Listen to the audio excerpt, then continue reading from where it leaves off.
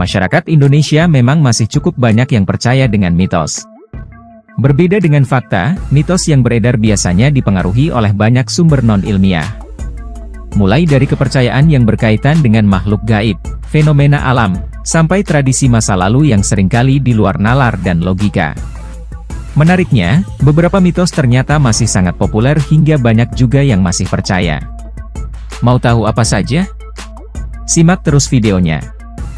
Tapi sebelum ke videonya, alangkah baiknya jika kalian tekan tombol subscribe dan aktifkan notifikasi loncengnya biar kalian dapat informasi terbaru dan tidak ketinggalan video-video dari kami. Terima kasih. Duduk di atas bantal.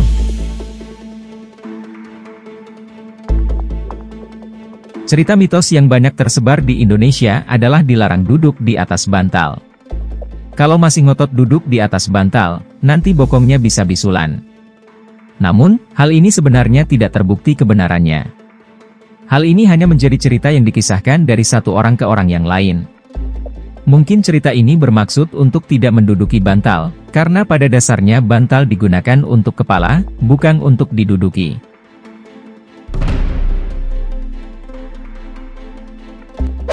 Potong kuku malam hari.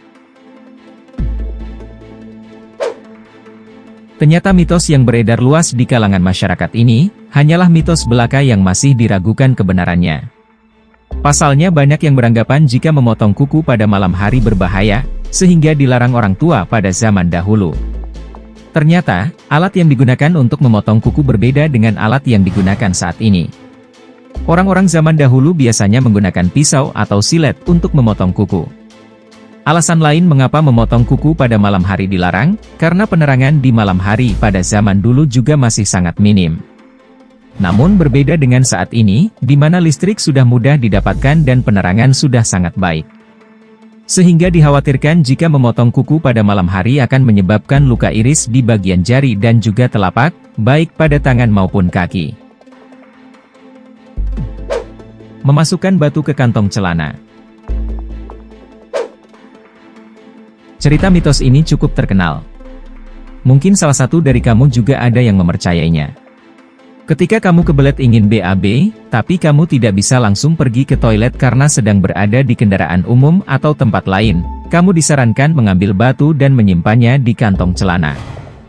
Batu itu katanya bisa mencegahmu untuk BAB pada saat itu juga. Atau bisa menghilangkan rasa ingin BAB dalam sementara waktu. Kalian pasti juga pernah kan?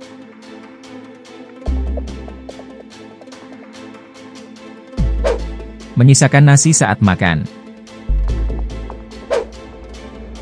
Para orang tua kerap menegur anak-anaknya jika tidak menghabiskan makanan. Hal ini tidak lepas dari mitos yang beredar, bahwa jika menyisakan nasi saat makan akan membuat nasi menangis.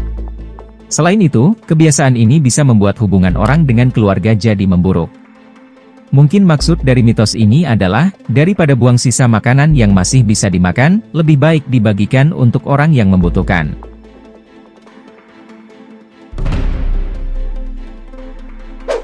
Membuka payung di dalam rumah.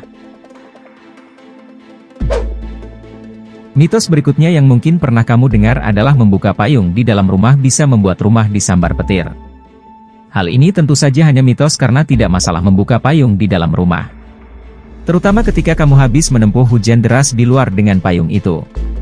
Saat tiba di rumah, kamu biasanya akan membuka payung agar cepat kering. Namun, sebaliknya adalah hal yang aneh ketika membuka payung di dalam rumah tanpa tujuan yang jelas. Sehingga payung yang dibuka itu hanya memenuhi tempat, jadi sebaiknya disimpan dengan cara dilipat ketika tidak digunakan.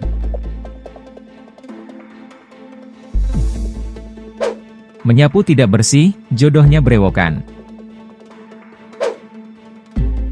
Gak kalah hits, mitos terkait menyapu memang jadi andalan para ibu untuk anak gadisnya. Alih-alih menjelaskan demi kebersihan, jodoh berewokan ternyata lebih menakutkan. Namun anak zaman sekarang, jodoh berewokan justru dinilai maco. Alhasil, meski populer, mitos tersebut malah jadi terpatahkan. Duduk di depan pintu.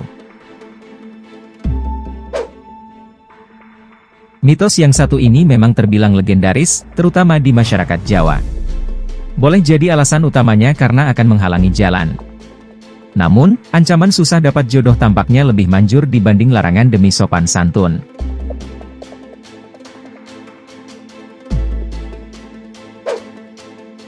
Misteri gigi copot. Ada beberapa mitos Indonesia yang berkaitan dengan gigi copot. Mitos pertama, ada yang bilang jika mengalami gigi copot bagian atas atau bagian bawah harus dilempar ke genteng atau ke bawah.